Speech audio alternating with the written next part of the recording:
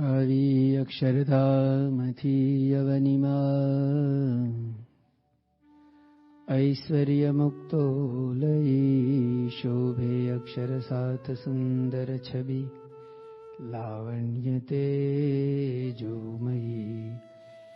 કરતા દિવ્ય સદા રહે પ્રગટ જે સાકાર સર્વોપરી સહજાનંદ કૃપાલુને નિત્ય નમો સર્વાવતારી હરી. મંગલ મૂર્તિ મહાપ્રભુ શ્રી સહજાનંદ સુખરૂપ ભક્તિ ધર્મ સુત શ્રી હરિ સમરુ સદાયનુપ કૃપા કરો મુજ ઉપરે સુખ નિધિ સહજાનંદ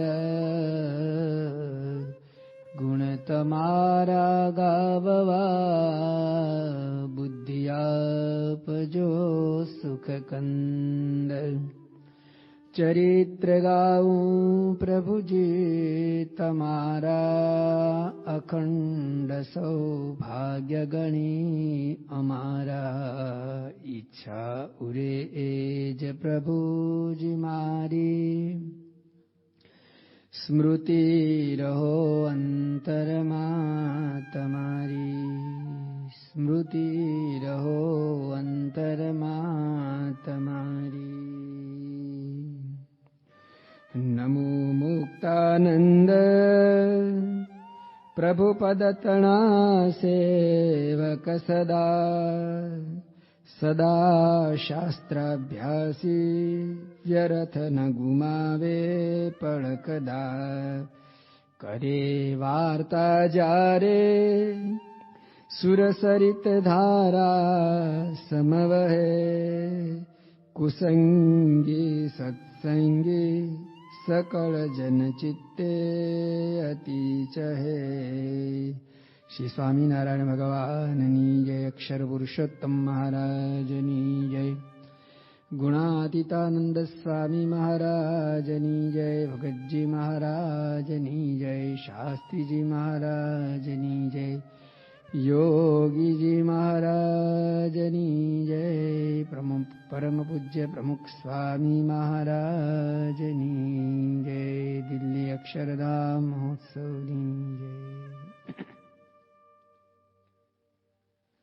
ભગવાન સ્વામિનારાયણના માળાના મણકાસમાં 500 પરમહંસોની અંદર સદગુરુ મુક્તાનંદ સ્વામીનું સ્થાન પહેલા મણકામાં આવી શકે.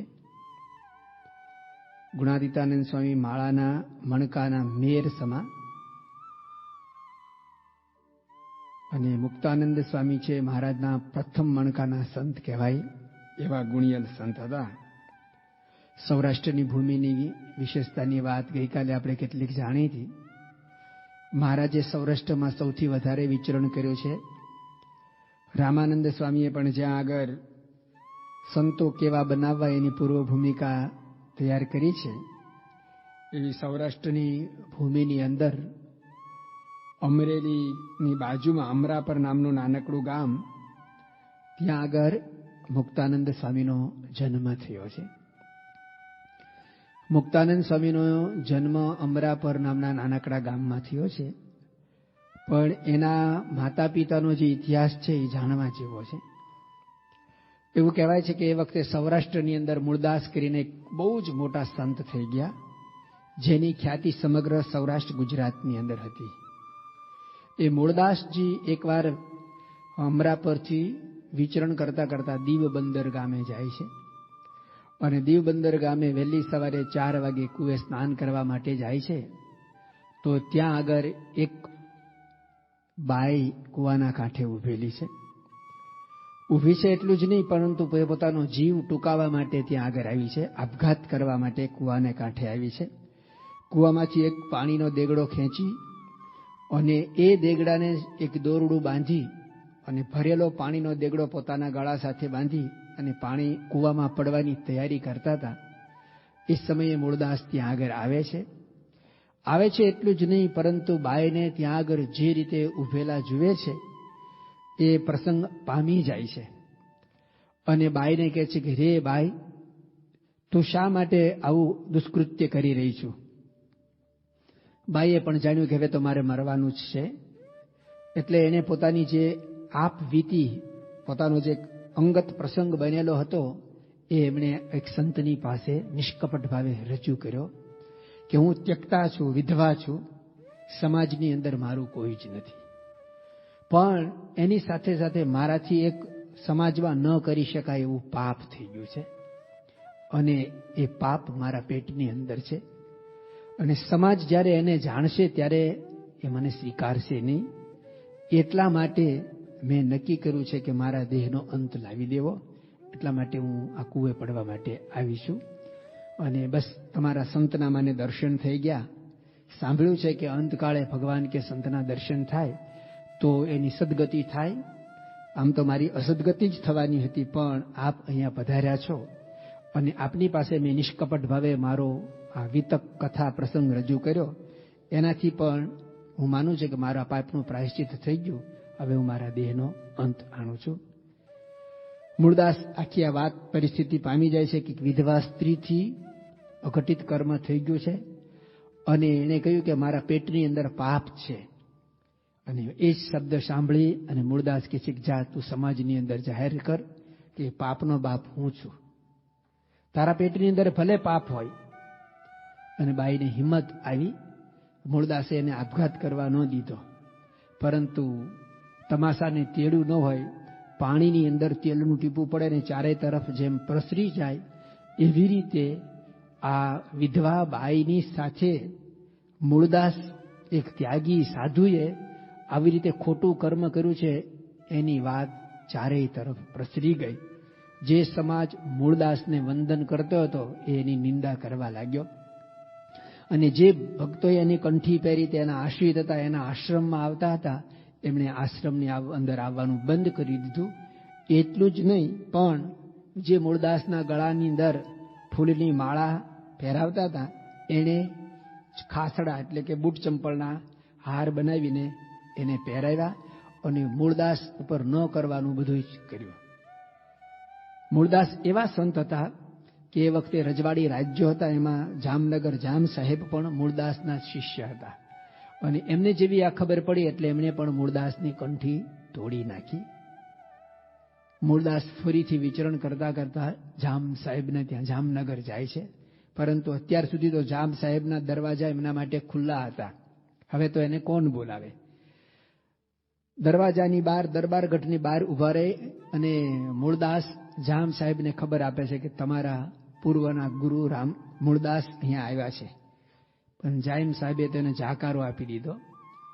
પ્રસંગ એવો બને છે કે એ જ સમયે દરબારગઢની અંદર એક બિલાડી મરી ગઈ હોય છે અને મૂળદાસજી જામ સાહેબને ચેલેન્જ આપે છે કે તમે જે નવા ગુરુ કર્યા છે એના નામ, એને જે આપેલા મંત્રો, એની સાથે આ મરેલી બિલાડીને અંજલિ આપો, એથી જીવતી થાય અને નહીતર આપની જો ઈચ્છા આજ્ઞા હોય તો હું આ મરેલી બિલાડીને જીવતી કરું. ગામડાની અંદર એવી આજે લોકવાયકા છે કે જો કોઈ બિલાડી મારી નાખે ને તો એને સોનાની બિલાડી બનાવવી પડે અને નહીતર એનું ધનોત્પનોત નીકળી જાય. એટલે બિલાડીને મારતા બધા બહુ ડરે. અહીંયા આગળ મૂળદાસને જ્યારે આવું કહેવરાયું ત્યારે તમાશા ખાતર જામ સાહેબે એવું કહેવરાયું કે તમે બિલાડીને જીવતી કરો. અને પેલાથી તો થાય ન થાય વસ્તુ જુદી, પણ મૂળદાસને કહ્યું કે તમે બિલાડીને જીવતી કરો અને મૂળદાસે ભગવાનના સ્મરણ સાથે પાણીની અંજલિ બિલાડી ઉપર છાંટી અને બિલાડી સજીવન થઈ, જીવતી થઈ. અને જામ સાહેબને લાગ્યું કે હજી આમાં કંઈક તથ્ય છે, આની અંદર જે કંઈ લોકવાયકા ચાલી છે એનો ઊંડો તપાસ કરવો જોઈએ. મૂળદાસને બોલાવે છે અને પૂછે છે કે તમે જે વંદિત હતા એ નિંદિત કેમ થયા? એટલે મૂળદાસે દીવ બંદરનો બનેલો પ્રસંગ કહ્યો કે એક બાઈ કૂવો બોરવા માટે આવી હતી અને વિધવા હતી ને એમણે કહ્યું કે મારા પેટની અંદર પાપ છે, એટલે કે મારાથી એક ભૂલ થઈ ગઈ છે અને એ બાઈને બચાવવા માટે મેં કહ્યું કે જા તું જાહેર કર કે પાપનો બાપ હું છું, કે મેં તારી સાથે ખરાબ કર્મ કરેલું છે એવું જાહેર કરી દેજે. એક જીવ બચાવવા માટે આવું મારાથી થયેલું છે. જામ સાહેબે પાછી કંઠી પહેરી અને ધીરે ધીરે આ પ્રમાણે મૂળદાસની ખ્યાતિ વધવા લાગી. પણ સમાજે પૂર્વવત તો એને ન જ સ્વીકાર્યા. એ જે બાઈ જેના પેટની અંદર આ પાપ હતું એને મૂળદાસના આશ્રમમાં જ રહેવાનું હતું. સમય જતા એ સ્ત્રી થકી એક બાળાનો જન્મ થયો. એનું નામ રાધા પાડવામાં આવ્યું. અને ઉંમર થતા રાધાનું આનંદરામ સાથે લગ્ન કરવામાં આવે છે. રાધા અને આનંદરામ થકી એક બાળકનો જન્મ થયો જેનું નામ મુકુંદ પાડવામાં આવ્યું. એ જ આપણા મુક્તાનંદ સ્વામી. 1814માં પોષ વદ સાતમના દિવસે મુક્તાનંદ સ્વામીનો જન્મ ગઈકાલે આપણે સાંભળ્યો. 1856 પોષ વદ છઠ દાદા ખાચરનો જન્મ અને પોષ વદ સાતમના આ મુક્તાનંદ સ્વામીનો જન્મ થાય છે. મુક્તાનંદ સ્વામીનો જન્મ એક ખ્યાતનામ આશ્રમની અંદર થાય છે. આશ્રમનું વાતાવરણ જ સેજે સેજે એવું હોય કે જ્યાં આગળ સત્સંગ અને સંસ્કારની ગંગોત્રી હંમેશા વહેતી હોય. મુકુંદદાસ નાના છે અને મૂળદાસના આશ્રમની અંદર હંમેશા રામાયણની ચોપાઈઓ ગવાતી હતી. એટલે મુકુંદદાસ નાના છે એ સમયથી જ એના કંઠમાં એના કાને આ પ્રમાણે રામાયણની ચોપાઈઓ સાંભળવા મળેલી છે. અને કહે કે શબ્દની અસર હંમેશા રહે. જેવા શબ્દ સાંભળે એવો પોતે થાય. શબ્દની અંદર એક અદ્ભુત તાકાત રહેલી છે. એને પહેલેથી જ એવા સારા સત્સંગના શબ્દો સાંભળવા મળે છે. જાનીએ જીવ જગત સબ જાગ, જબ તક વિષય વિરાસ વિલાગ. આવા ઉચ્ચ કોટીના શબ્દો એને સાંભળો. જાનીએ જીવ જગત જબ જાગા. જીવ ક્યારે જાગૃત થયેલો કહેવાય. નારી નયન સર જેહીન લાગા. અને આવા બધા જે ઉચ્ચ કોટીના શબ્દો ચોપાઈઓ એ નાના હતા ત્યારે એને સાંભળવા મળે. અને સાંભળતા સાંભળતા એને કંઠસ્થ થઈ ગઈ છે. અને એ શબ્દોએ એને ઊંડી અસર કરી. મૂળદાસજીએ પણ જદુરામ અને હાથીરામના બે વિદ્વાનો પાસે, એકની પાસેથી ધર્મગ્રંથોનો અભ્યાસ અને બીજાની પાસેથી સંસ્કૃત ગ્રંથોનો, એ વખતે પ્રાથમિક સંસ્કૃત એનો અભ્યાસ શરૂ કરાવ્યો. મુકુંદદાસ એવા એક મુમુક્ષુ હતા કે જે કંઈ સાંભળે ને પ્રથમ દ્રષ્ટિએ પહેલી જ વાર એને કંઠસ્થ થઈ જાય. એને બીજી વાર પાઠ પઠન કરવું પડતું નહીં.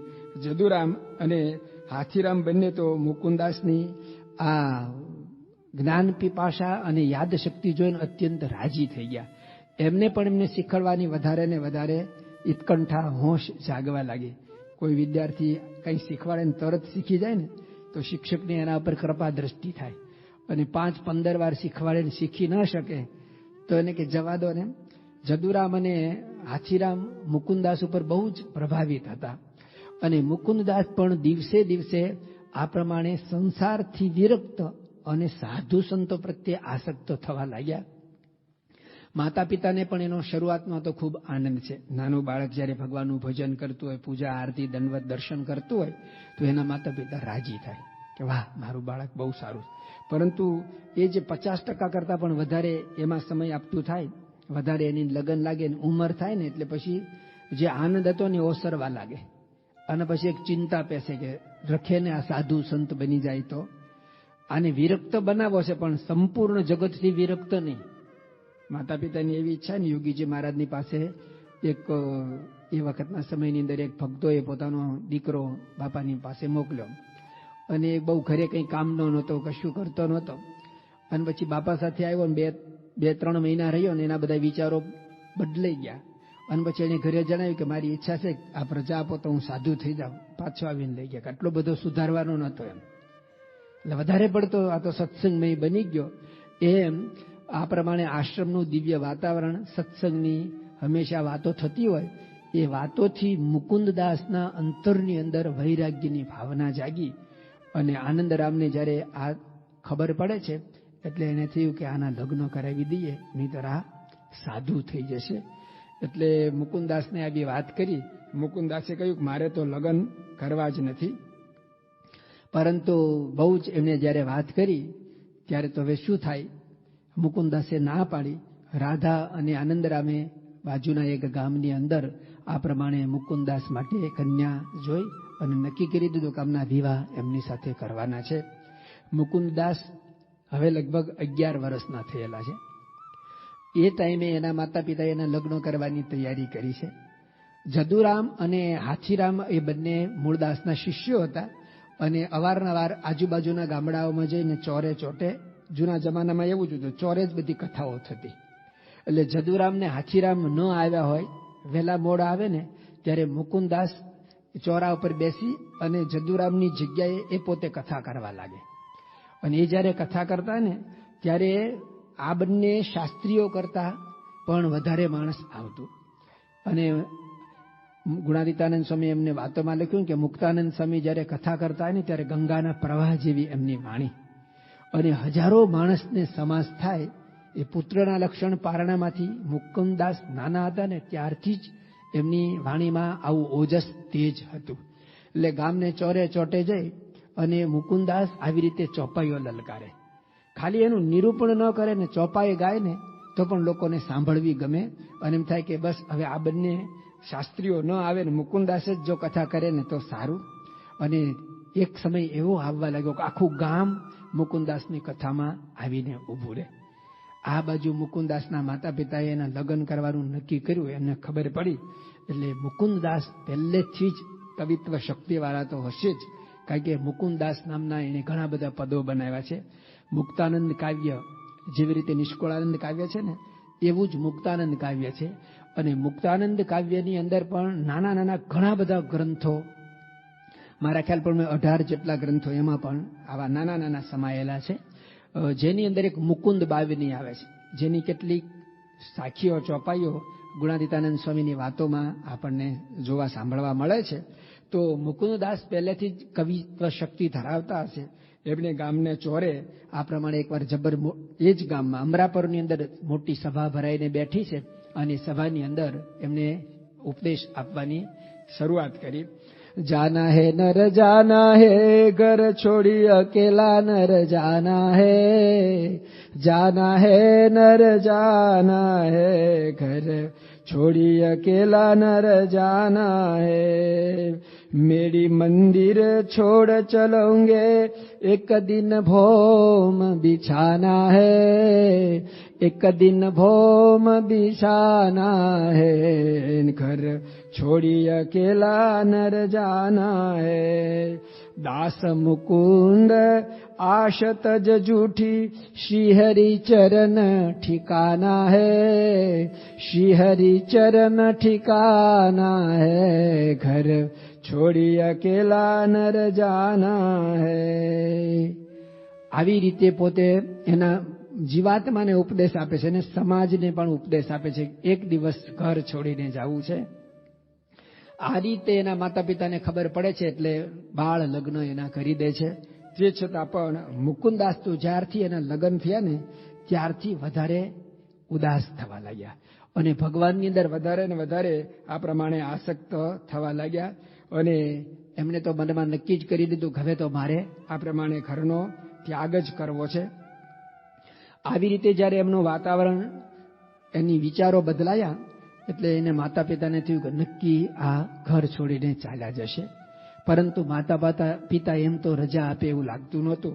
અને આ રીતે મૂળદાસને પણ એના પ્રત્યે ખૂબ મમત્વ હતું. એટલે પછી હવે મુકુંદાસે શું કરવું?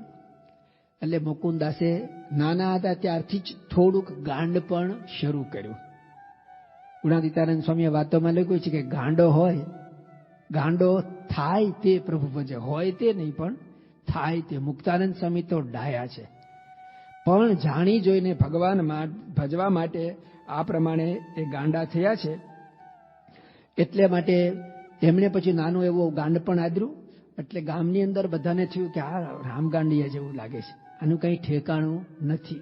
પરંતુ એમનું જે વર્તન હતું, એની જે ભગવાન પ્રત્યેની આસક્તિ હતી ને, એ ગામના જે ગરાસિયા હતા, ગામધણી, એને જાણ્યું કે આ છોકરો ગાંડો નથી, આમાં કંઈક જરૂર દૈવત લાગે છે. એકવાર એમને એકાંતમાં બેસીને પૂછે છે કે છોકરા તું શા માટે આવું કરે છે? અને યોગીજી મહારાજ દ્રષ્ટાંત આપતા ને કે તને કહી ગયો એ જ મને કહી ગયો. એક રાજકુમાર હતા અને ઘોડો લઈને ચાલ્યા જતા હતા. સીમમાંથી પસાર થતા ડોશીમાના માથા પર ખડનો ભારો હતો. માજીને થયું કે રાજકુમાર ગામ ભણી જાય છે, મારા માથા ઉપર એટલું વજન છે, તો લે એને કહું કે ઘોડી ઉપર ભારો મૂકી દે, ગામને ભાગોળે ઉતારી દે, હું ત્યાંથી લઈ લઈશ. યુવાન અવસ્થા, ઘોડા ઉપર બેઠો, રાજવી, સત્તા, સંપત્તિ, એટલે એને ના પાડી કે નહીં. ડોશીમાં એને થયું કઈ નહીં, ચાલ ને, હવે દરરોજ ક્યાં મારે કોઈ આવો સાથ મળે છે, ચાલીને પહોંચી જશે. 5 ડગલા આગળ ચાલ્યો ને કુમારની વૃત્તિ બદલાઈ. એને થયું કે આવું કૂણું સરસ મજાનું ઘાસ છે અને ઘોડીને ખવડાવવા જેવું છે, મેં ખોટી ના પાડી. એને ઘોડીને અબાઉટ ટર્ન કરી માજી પાસે આવીને કે માં લાવ, હું ઘાસ લઈ જાઉં અને ગામની ભાગોળે ઉતારી દઈશ. માં કે જા, જે તને કહી ગયો ને એ જ મને કહી ગયો. સારું થયું મેં તને ન આપ્યું, નહીતર ત્યાં ઘોડીને ખવડાવી દીધું હોત તો. એટલે જેવી રીતે આપણા વિચારો હોય ને એવા સામા વિચારો હોય, તો મુકુંદાસના જે વિચાર હતા ને, ગામ ધણી આ ગરાસિયાએ મુકુંદાસને પૂછ્યું. મુકુંદાસને ખબર પડી કે આ મારી પરીક્ષા નહીં પણ રક્ષા કરવા માટે પૂછે છે, એટલે એણે પોતાની વાત કરી કે મારે ભગવાન ભજવા છે, પરંતુ મારા માતા પિતાએ મને બંધન બેડીમાં નાખ્યો છે અને મારે નીકળી જવું છે, તો શું કરવું? એટલે પછી એમણે કહ્યું કે તમારા માતા પિતાને હું સમજાવીશ અને રજા અપાવીશ. લગ્ન કર્યા હોવા છતાં પણ મુકુંદદાસ આ પ્રમાણે ગરાસિયાની મદદથી એના માતા પિતા થકી આ પ્રમાણે રજા મેળવે છે અને પછી ત્યાંથી નીકળે છે. આપણે સૌ જાણીએ છીએ કે મુકુંદાસની ઈચ્છા હતી કે મારે અખંડ બ્રહ્મચર્ય વ્રત પાળી અને ભગવાન ભજવા છે. એટલા માટે ઘરેથી તો નીકળે છે, પણ જવું ક્યાં? તો એ વખતે ત્યાંથી નીકળી અને તેઓ સૌથી પહેલા ધાંગધ્રાની અંદર દ્વારકાદાસની પાસે જાય છે.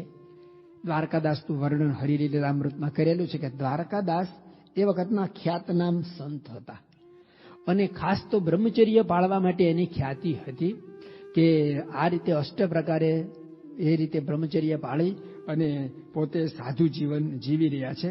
હરિલીલામૃતની અંદર લખ્યું છે, કેળે પિત્તળ સાંકળ પહેરી, કીધી લંગોટી પિત્તળ ઘેરી, ત્યાં તો વાસેલું લોઢાનું તાળું, દિશે પુષ્ટ શરીર રૂપાળું.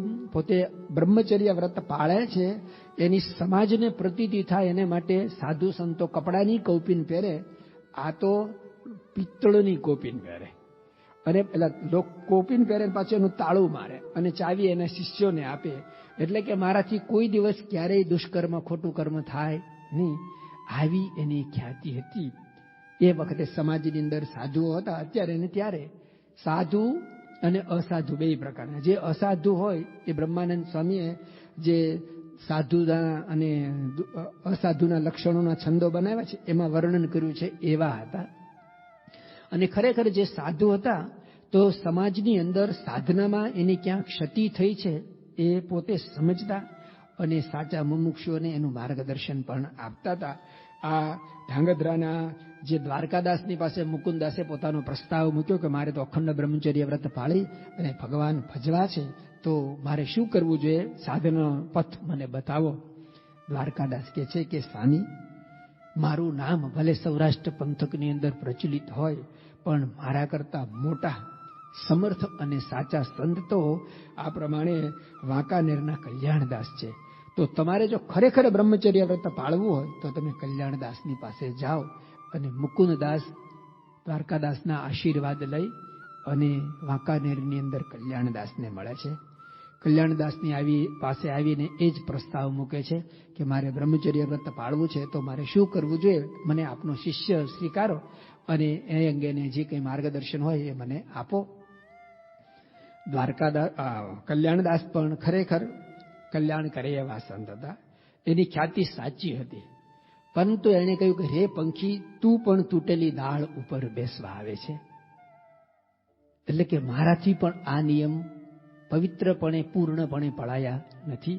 એમને પોતાની એક વિતક કથા કહી કે આજે મારી ઉંમર 80 વર્ષની છે અને ધોળી દાઢી જોઈ અને સૌ મને વંદે છે, પણ જે રીતે તમે વાત કરી એવી રીતે બ્રહ્મચર્ય વ્રત મારાથી પણ પળાયું નથી. અને પછી એમણે કહ્યું કે જ્યારે હું દ્વારકાની યાત્રા કરવા માટે નીકળ્યો અને એ વખતે આ પ્રમાણે ઉજ્જૈનને પાદર એક સ્ત્રીને મેં રસ્તો પૂછ્યો અને એને મને જે લટકું કરીને બતાવ્યું ને, એ લટકું હજી મારાથી વિસરતું નથી. એટલે તમે જે રીતે વાત કરો છો એ મને શંકા છે. કળજુગમાં કામ જીતાય, એવી વાત કદી ન મનાય. કાશી જાત્રાનો કરવા પ્રવાસ, ગયો હું હતો ઉજ્જૈન પાસ.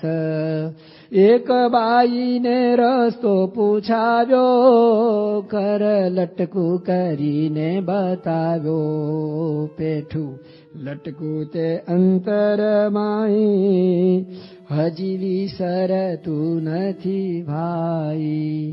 મારી દાળ પણ તૂટેલી છે અને એ સ્ત્રીનું લટકું હજી હું ભૂલી શકતો નથી. માટે મને લાગે છે કે કળિયુગની અંદર કામ જીતવો એ અશક્ય છે, અઘરો છે. એટલે મારે પાસે તો એવી શક્તિ નથી. અને એ વખતના સૌરાષ્ટ્રના ખ્યાતનામ આ બે સંતો પાસેથી પણ જ્યારે આવી વાત સાંભળી એટલે મુકુંદદાસને થયું કે હવે તો જીવન જીવવું વ્યર્થ છે. જો આ દેહે કરીને આ કાર્ય શક્ય જ ન હોય તો મારે આ જીવન ટૂંકાવી નાખવું છે. એક વૃક્ષના ઉપર ચડી અને ત્યાંથી તેઓ પણ આત્મહત્યા કરવા માટે તૈયારી કરે છે. ઝાડની ઉપરની ટોચ ઉપર ચડે છે અને આકાશવાણી થાય છે. આકાશવાણીની અંદર એવા શબ્દો સંભળાય છે, તું સરદાર જા, ત્યાં તને કોઈ સંત મળશે. 2-3 વાર આવા શબ્દો સાંભળાય છે અને મુકુંદદાસ વિચારે છે કે જરૂર મારો માર્ગ સાચો છે, મારો વિચાર સાચો છે, તો ભગવાન મને મદદ કરશે. ચાલ, હું આત્મહત્યા ન કરતા એકવાર સરદારની વાટ પકડું. અને વાંકાનેરથી સરદાર આવે છે. સરદારની અંદર તુલસીદાસ નામના એક સંત હતા. જેવા મૂળદાસ હતા ને એવા જ તુલસીદાસ. તુલસીદાસનો આશ્રમ સત્સંગથી હર્યો ભર્યો રહે અને વહેલી સવારથી ત્યાં પણ રામાયણની આ કથા થાય.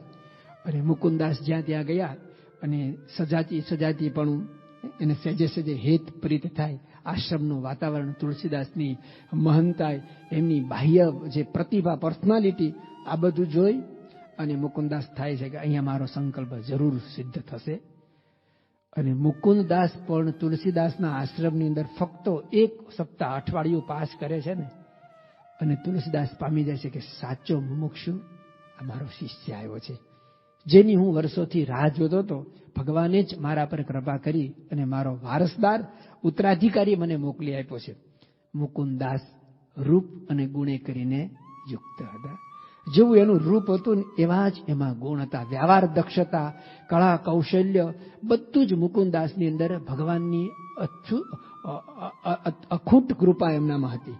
કે મુકુંદદાસના જીવનની અંદર એવું બધું ભગવાને ભર્યું હતું કે કોઈ પણ વ્યક્તિ એમને જુએ તરત જ એમને થાય આ મારી સાથે ને સામે રહેતો સારું.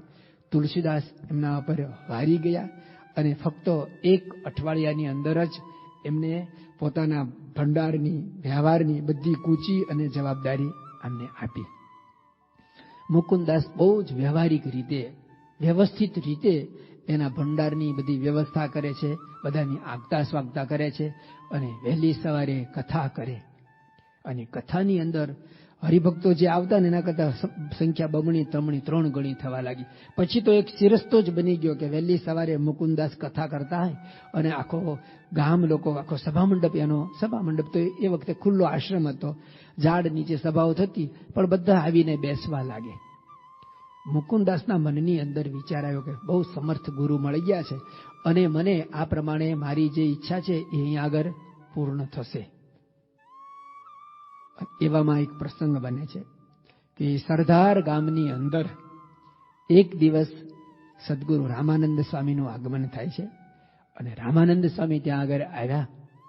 અને જે સમયે મુકુંદદાસની કથાનો ટાઈમ હતો એ જ સમયે રામાનંદ સ્વામીની પણ કથા અંગે જાહેરાત થયેલી. આ મુકુંદદાસ સમય પ્રમાણે કથા વાંચવા માટે ત્યાં આગળ આવીને ઉભા રહે છે. પણ 2-5 અંગત માણસો, વ્યવસ્થાપકો હોય એ સિવાય એક પણ વ્યક્તિ ત્યાં આગળ આવ્યા નથી. મુકુંદદાસે પૂછ્યું કે આજે કેમ કોઈ આવ્યું નથી? ત્યારે કહ્યું કે સમર્થ સંત સદગુરુ રામાનંદ સ્વામીનું આજે આગમન થયું છે અને તેઓ શ્રી અહીંયા મંદિરમાં પધાર્યા છે, એટલે કોઈ આવ્યું નથી.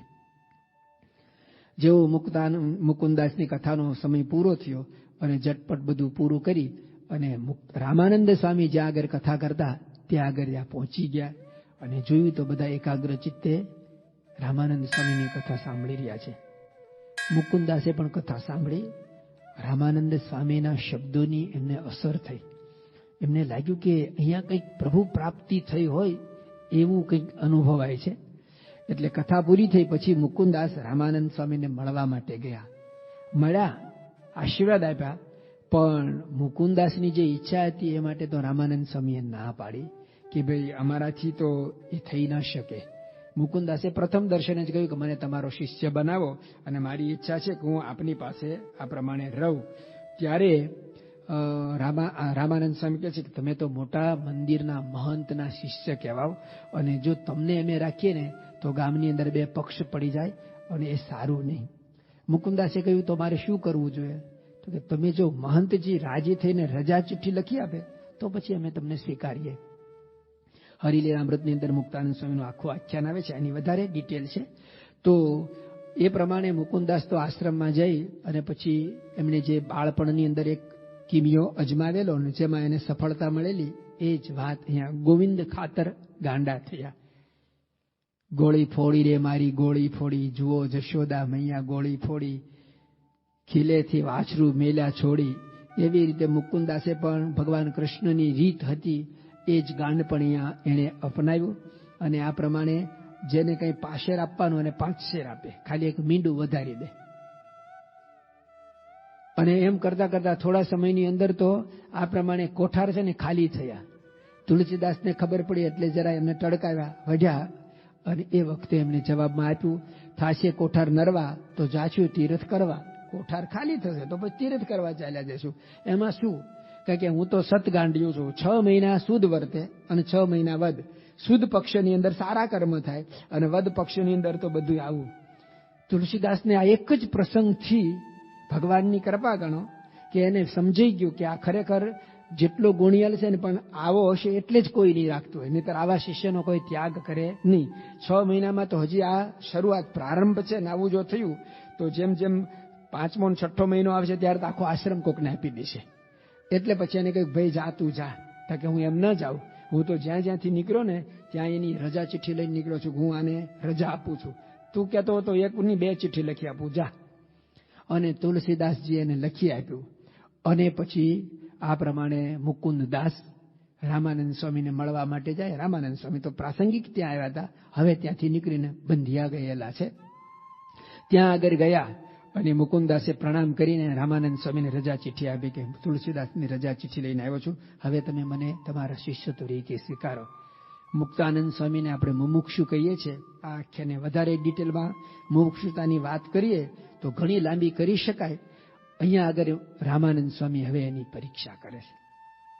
રામાનંદ સ્વામી એમને કહે છે કે જો ખરેખર તમારે અમારા શિષ્ય બનવું હોય તો તમારી યોગ્યતાની અમે પરીક્ષા કરીએ છીએ. તમારી યોગ્યતા થાય પછી અમે તમને સંત તરીકે દીક્ષા આપશું. મુકુંદાસ કહે છે શું આજ્ઞા છે તમારી? અને રામાનંદ સ્વામી આજ્ઞા કરે છે, મારી આજ્ઞા જો અંતર ધારો, ખરો જાણું વૈરાગ્ય તમારો, વેશ કણ દીનો કાશાય લઈ, હાકો હળ મૂળું ભાનું જઈ. તમે મુકુંદાસ તો એક આશ્રમની અંદર જન્મેલા છે અને એમણે ક્યારેય ખેતી કરેલી જ નથી. બંધિયાના જે મૂળદાસ હતા, મૂળુભા દરબાર હતા ને, એમને ત્યાં તમે ખેતી કરો તો પછી અમે તમારું જાણીએ કે વૈરાગ્ય સાચો છે અને પછી અમે તમને અમને લાગે ત્યારે અમે દીક્ષા આપીશું. મુકુંદદાસ રામાનંદ સ્વામીની આજ્ઞાથી ખેડૂતનો વેશ ધારણ કરી અને મૂળું ખાચરને ત્યાં આ પ્રમાણે ખેતીનું કર્મ કરે છે.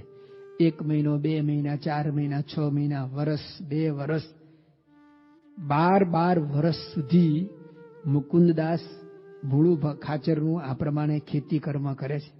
અને 12 વર્ષ પછી વેદની અંદર કહ્યું 12 વર્ષે એક ઘન પાઠ થાય. વેદનો એક પાઠ થઈ રહે તો 12 વર્ષનું બહુ મહત્વ. 12 વર્ષ સુધી આવી સતત સાધના કરીને ત્યારે રામાનંદ સ્વામીને એમના પર દ્રષ્ટિ પડી અને પછી રામાનંદ સ્વામીએ આ પ્રમાણે એને દીક્ષા આપી અને મુકુંદાસમાંથી મુક્તાનંદ બનાવ્યા. એ મુક્તાનંદ પછી રામાનંદ સ્વામીના પ્રથમ પંક્તિના સંત થયા. રામાનંદ સ્વામીના આશ્રમની અંદર સહજાનંદ સ્વામી સ્વામિનારાયણ ભગવાન જ્યારે લોજના આશ્રમની અંદર આવે છે ત્યારે 60 સાધુઓ હતા. રામદાસ, રામાનંદ સ્વામી, આનંદાનંદ સ્વામી, સુખાનંદ સ્વામી, આવા 60 સાધુઓની દીક્ષા આપેલી. પરંતુ એ 60 સાધુઓની અંદર મુખ્ય શિષ્ય તરીકે આ મુક્તાનંદ સ્વામી હતા. 7 વર્ષ 1 માસ ને 11 દિવસનું વન વિચરણ કરીને લોજની વાપ ઉપર નીલકંઠ પ્રભુ પધારે છે. સુખાનંદ સ્વામી ત્યાં આગળ જાય છે, પ્રણામ કરી અને વાત કરે છે કે અમારા આશ્રમને પાવન કરો. આપ જો અમારા આશ્રમમાં નહીં આવો તો અમે બધા સંતો આપના દર્શન કરવા માટે આવીશું. સુખાનંદ સ્વામીની વિવેકપૂર્ણ વાણી, સાધુતાની રીત જો દે જણાય, સાધુતા તો આંખથી ઓળખાય. નીલકંઠ પ્રભુએ પણ 7 વર્ષ વન વિચરણ દરમિયાનમાં મઠ મંદિરોમાં સાધુ સંતોને જે 5 પ્રશ્નો પૂછેલા, જીવેશ્વર માયા બ્રહ્મ જેહ, પરબ્રહ્મ રૂપ કહો તે. જીવ, ઈશ્વર, માયા, બ્રહ્મ અને પરબ્રહ્મ, આ 5 જે અનાદિ તત્વ છે એનું તમે વાત કરો તો તમારા આશ્રમમાં આવું.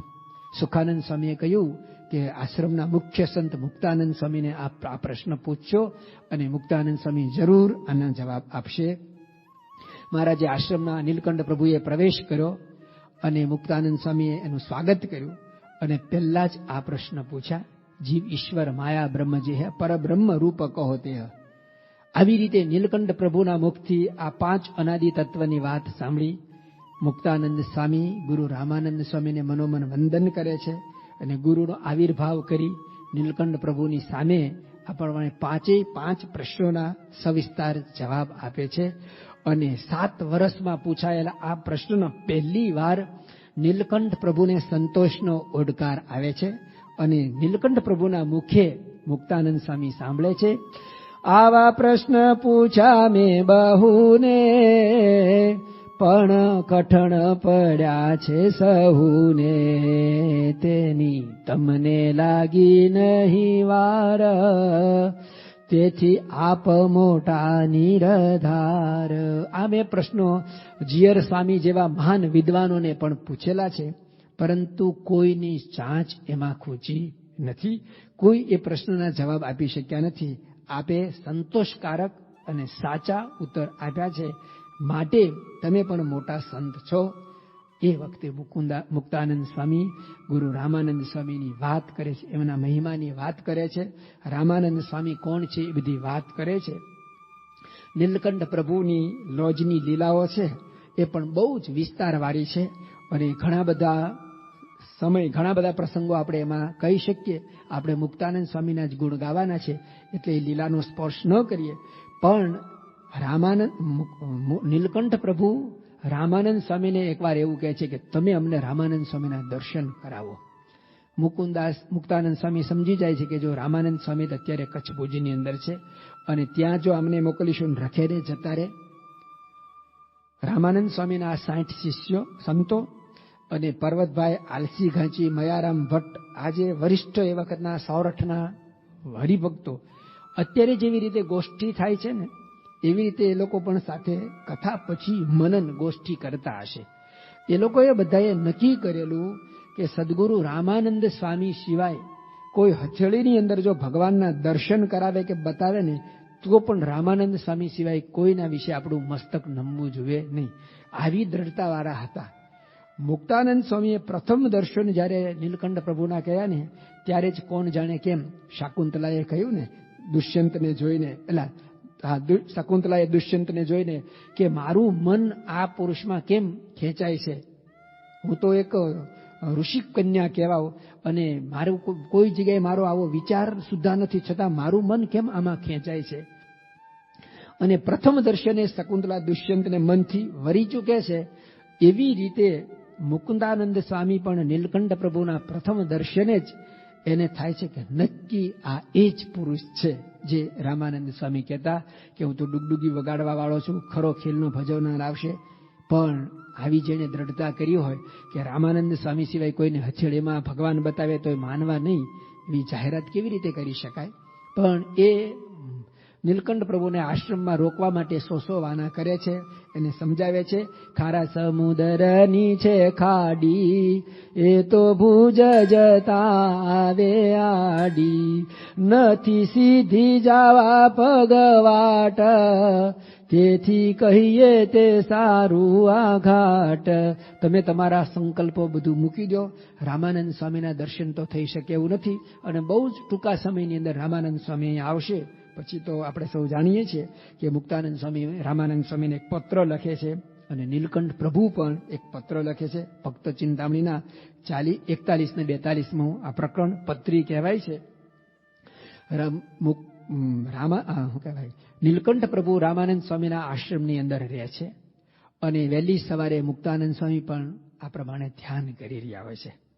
પ્રસંગ પ્રચલિત છે, જાણીએ છીએ. એ દિવસે મુક્તાનંદ સ્વામીએ એક તુંબડી રંગાવેલી અને તુંબડી સુકાવા માટે મૂકેલી, અને આ બાજુ નીલકંઠ પ્રભુ પણ બધાને ધ્યાન યોગ આસન શીખવી રહ્યા છે.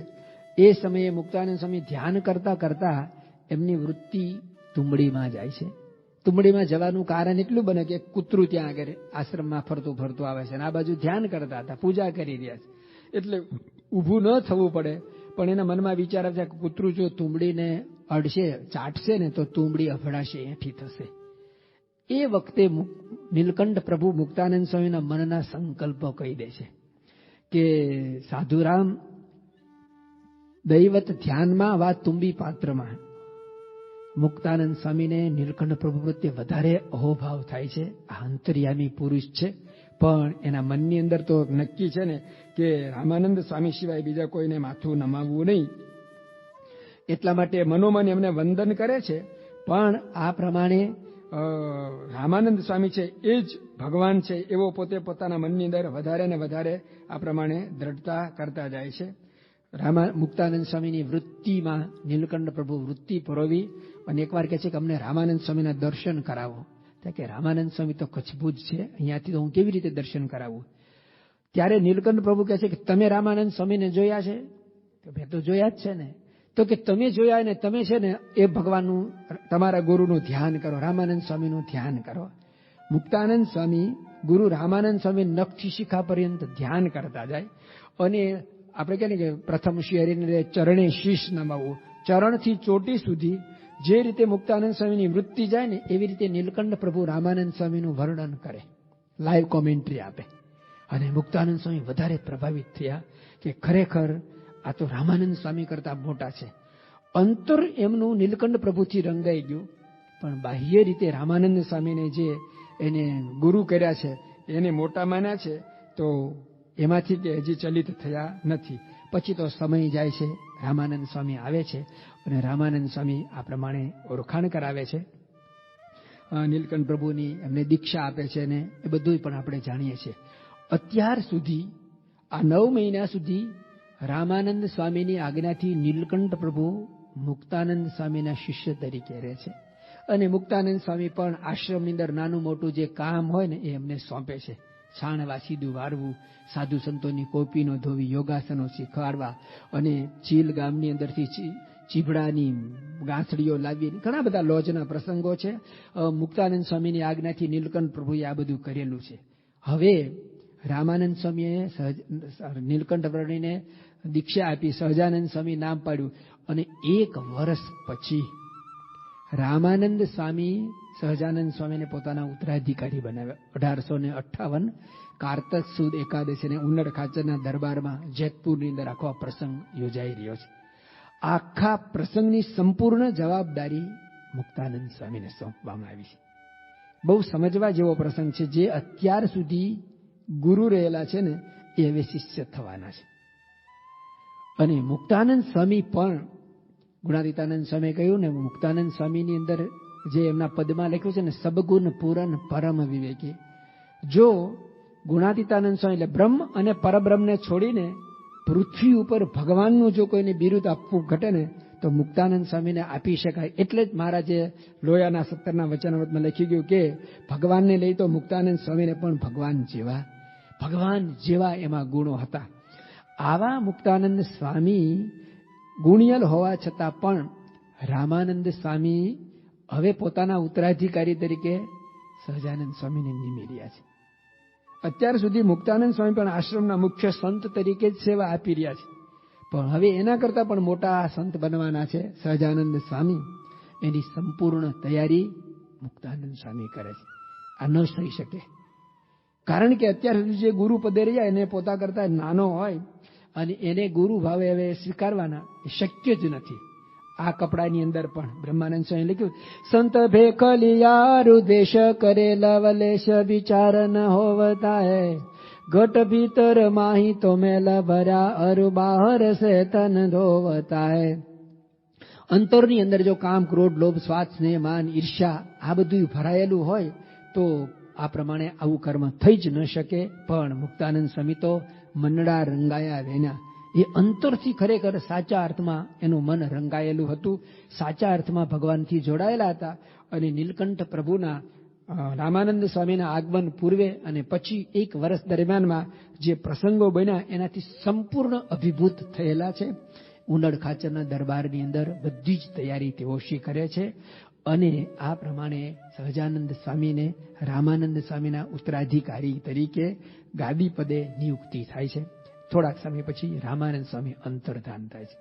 રામાનંદ સ્વામીના અંતર્ધાન પછી સહજાનંદ સ્વામી ગાદી ઉપર આવ્યા અને 13માના દિવસે અત્યાર સુધી રામાનંદ સ્વામીના બધા શિષ્યો રામકૃષ્ણ ગોવિંદ, રામકૃષ્ણ ગોવિંદ એવી રીતે મંત્રનો જાપ કરતા હતા. રામ કૃષ્ણ ગોવિંદ એનો અર્થ સંત સ્વામી સમજાવતા હતા, એ રીતે આપણે આગળ જોઈશું.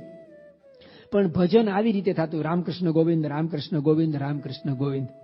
હવે સહજાનંદ સ્વામીએ રામાનંદ સ્વામીના 13માના દિવસે બધાને કહ્યું કે આજથી આપણે એક દિવ્ય મંત્ર આપું છું, એનો જાપ કરવાનો છે. અને એ મંત્ર સ્વામિનારાયણ મંત્ર. મુક્તાનંદ સ્વામી એ મંત્ર પણ સહર સ્વીકારે છે, સમગ્ર સમાજ પણ સ્વીકારે છે. અને હવે આ પ્રમાણે સ્વામિનારાયણ મંત્રનો જાપ થવા લાગ્યો. ગુરુ રામાનંદ સ્વામીનો વિરહ મુક્તાનંદ સ્વામીને સૌથી વધારે લાગેલો છે, કારણ કે નખમાં એ રોગ નહીં અને રામાનંદ સ્વામી સ્વદેહ અંતર્ધાન થઈ જાય છે, અલોપ થઈ જાય છે. એટલે મુખ્ય શિષ્ય તરીકે વર્ષોથી એમની સાથે રહેવાને નાતે મુક્તાનંદ સ્વામીને વધારે દુઃખ થાય એ સમજી શકાય. એટલે દુઃખ નિવારણ માટે એ વખતે સત્સંગની જમાવટ કચ્છ ભુજમાં થયેલી અને મુક્તાનંદ સ્વામીનું પણ કચ્છ ભુજમાં ખૂબ માન, આદર, સન્માન હતું. એટલે સહજાનંદ સ્વામી સ્વામિનારાયણ ભગવાન મુક્તાનંદ સ્વામીને કહે છે કે સ્વામી, જેવો તમને શોક વ્યાપ્યો છે એના કરતાં પણ વધારે શોક કચ્છ ભુજના ભક્તોને વ્યાપ્યો છે, માટે આપ કચ્છ ભુજની અંદર જઈ અને શોકનું નિવારણ કરો. અને આ પ્રમાણે મુક્તાનંદ સ્વામી કચ્છ ભુજની અંદર જાય છે અને ત્યાં આગળ ભક્તોને આ સત્સંગની વાતો કરે છે. અને રામાનંદ સ્વામી સમર્થ હતા, આ તે એવી બધી વાતો કરી અને આશ્વાસન આપે છે. અને કચ્છ ભુજની અંદર સત્સંગ કરે છે તે દરમિયાન એમને સમાચાર મળ્યા કે અહીંયા આગળ તો વર્ણીય સમાધિ પ્રકરણ ચલાવ્યું છે. મુક્તાનંદ સ્વામી સાચા અર્થમાં સાધક હતા, સાધના કરેલી છે. એમને ખબર છે કે સમાધિ તો કેવી દુર્લભ છે. ભગવાનનું જે દર્શન થવું ને એ એક ક્ષણ પણ થઈ શકતું હતું નથી. આંખ બંધ કરે તો અંધારું દેખાય, ભગવાન જ દેખાય એવું નક્કી નહીં. બળ કીધે હરી નહીં મળે માનો મારું વચન, જન્મ થકી જોગી દેહ દમે જેને સ્વપ્ને નહીં દર્શન. સ્વપ્નમાં પણ ભગવાનની ઝાંખી નથી થતી, તો આંખ બંધ કરે અને સમાધિ થાય અને ભગવાનના દર્શન થાય, એ તો ક્યાંથી શક્ય હોય. પણ મુક્તાનંદ સ્વામીને મનમાં થયું કે વર્ણી પહેલેથી જ ચમત્કાર બતાવતા આવ્યા છે અને હવે તો એ ગાદી અભિષેક ઉપર અભિષિત થયેલા જ, એટલે એમને આવે એ પ્રમાણે પરચા ચમત્કાર બતાવી રામાનંદ સ્વામીએ વર્ષોથી સ્થાપેલો જે સત્સંગ છે ને એને ચૂથી નાખશે. અને પરચા ચમત્કારથી જે સત્સંગ થાય ને એ લાંબો ટકે નહીં. એટલે ભુજનું કચ્છનું વિચરણ પૂરું કરી અને મુક્તાનંદ સ્વામી સહજાનંદ સ્વામીની પાસે આવે છે. સોરઠની અંદર તો સમગ્ર સોરઠ સમાધિથી હિલોળે ચડેલો. અને એને જોયું કે આ તો ખરેખર તમાશાને તેડું ન હોય, આને તો સંપ્રદાય આખો ચૂંચી નાખ્યો છે. અને 5-15 ભક્તોને પૂછ્યું કે આ શું કરે, તો કે સમાધિમાં શું થાય, તો કે આવી રીતે દર્શન થાય. મુક્તાનંદ સમજ્યું કે આ ખોટું છે, સમાધિ તો શક્ય જ નથી, કે અષ્ટાંગ યોગનું 8મું છેલ્લું ચરણ છે અને એ તો શક્ય જ ન બને.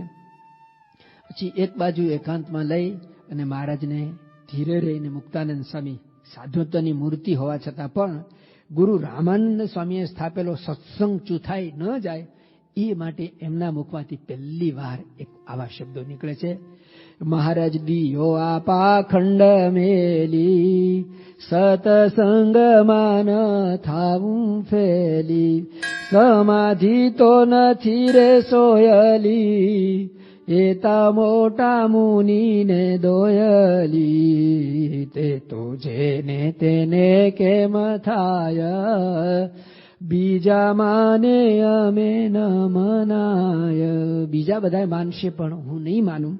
અને મહારાજે કહ્યું કે અમે તો ગુરુ રામાનંદ સ્વામીનું ભજન કરાવીએ છીએ, એની સ્મૃતિ કરાવીએ છીએ, અને એના નામ સ્મરણની સ્મૃતિથી લોકોને સમાધિ થાય છે. એમાં અમે કોઈ પરચા કે ચમત્કાર બતાવતા નથી. મુક્તાનંદ સ્વામીને આ વાત ગળે ઉતરતી નથી. અને પછી તો આ પ્રમાણે ઉદાસીન હોય છે. અને એ ત્યારે સોરઠની અંદર સહજાનંદ સ્વામીની સાથે મુક્તાનંદ સ્વામી પણ વિચરણમાં જોડાય છે. ફણેણી ગામની અંદર આ પ્રમાણે સાંજનો સમય છે. ઉદાસ અંતરે નદી કાંઠે બધા નાહવા માટે જાય છે. મુક્તાનંદ સ્વામી પણ ત્યાં આગળ જાય છે. મુક્તાનંદ સ્વામીને બહુ સૂનું સૂનું છે. પર્વતભાઈ પામી જાય છે, મુક્તાનંદ સ્વામીની સાથે રહે છે. અને પ્રસંગ એવો બને છે કે મહારાજ તો સ્નાન કરીને અહીંયા આગળ ગામમાં પાછા આવી જાય છે. મુક્તાનંદ સ્વામી બહિર્ભૂમિ જવા માટે જાય છે. અને પાછા ફરતા રામાનંદ સ્વામીએ દર્શન આપ્યા અને કહ્યું કે સ્વામી, આટલી પ્રતિજ્ઞા કરાવી, આટલી વાર મેં કહ્યું છતાંય ભૂલી ગયા. અને એ વખતે મુક્તાનંદ સ્વામીને ચબકારો થાય છે. નદીમાં સ્નાન કરી આજુબાજુમાં આવળ બાવળના જે ફૂલો હતા એ લઈ અને નાનો એક હાર બનાવે. આ બાજુ સંધ્યાટાણું થયું હોય છે.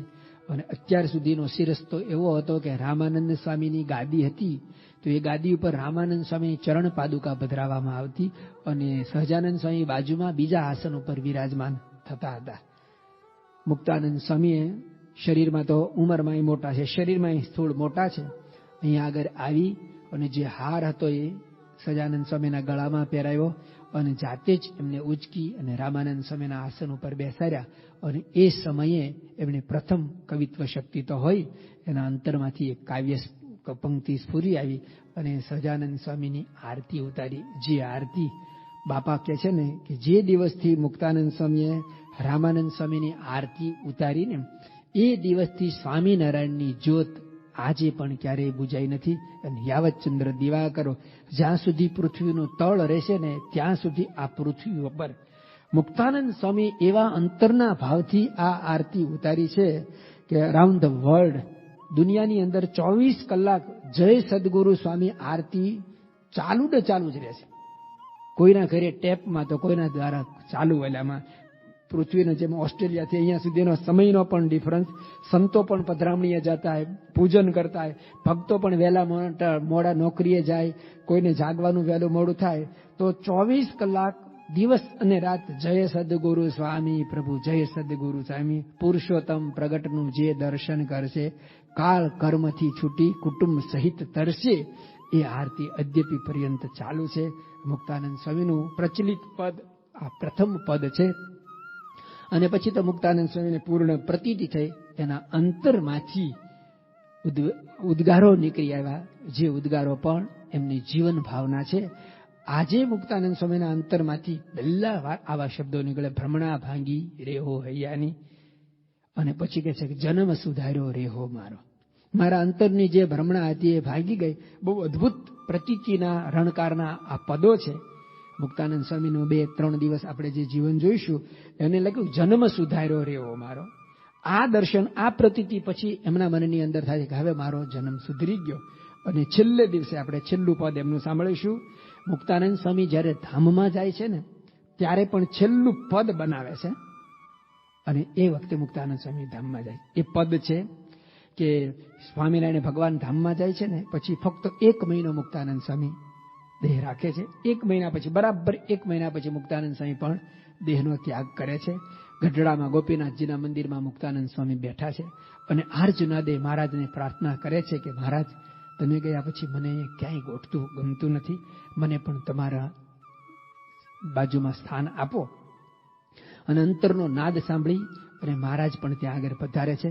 મુક્તાનંદ સ્વામી છેલ્લું પદ બનાવે છે, ભલે ને પધાર્યા રે ગિરિધર ગાજતા રે, જેનું નિત્ય ધરતો અંતર ધ્યાન, જે ભગવાનનું અંતરમાં ધ્યાન ધરતો બધાને કહે છે કે જો ભગવાન મને લેવા માટે આવ્યા છે અને હું હવે મારા દેહનો ત્યાગ કરીને જાઉં છું.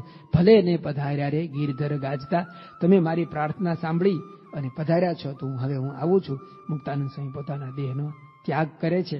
પહેલું પદ જન્મ સુધાર્યો રે મોહ મારો, છેલ્લું પદ ભલે ને પધાર્યા રે ગિરધર ગાજતા. મુક્તાનંદ સ્વામીના જીવનમાં ઘણા બધા એવા આપણે ન સાંભળાય એવા પ્રસંગો છે. આ 3 દિવસ દરમિયાન એ પ્રસંગોનું આપણે પાન કરીશું. શ્રી સ્વામિનારાયણ ભગવાનની જય, અક્ષર પુરુષોત્તમ મહારાજની જય, ગુરુ હરિ પ્રમુખ સ્વામી મહારાજની જય, દિલ્હી અક્ષરધામ